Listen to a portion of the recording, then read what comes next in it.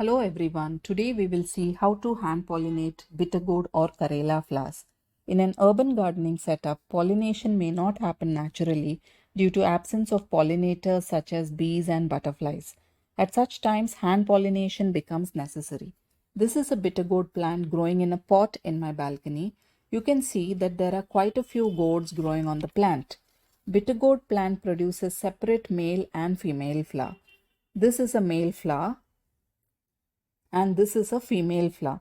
The female flower has a fruit growing at the base of the flower. This flower produces fruits. This will grow and become a bitter gourd.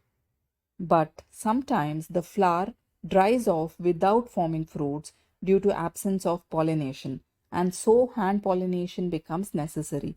Hand pollination is a simple process where the pollen from male flower is transferred to a female flower. So let us see how to hand pollinate the flower. Pick a male flower and gently brush the pollens against the stigma of female flower, ensuring adequate transfer of pollens. Now that the hand pollination is done, let us come back after a few days and see how the Karela is doing. This is how it looks after 10 days and this is how it looks after 15 days. Hope you enjoyed the video. If you found this video informative, do hit the like button. If you have any questions or need further clarification, feel free to drop them in the comment section. I'll be more than happy to respond. Thank you.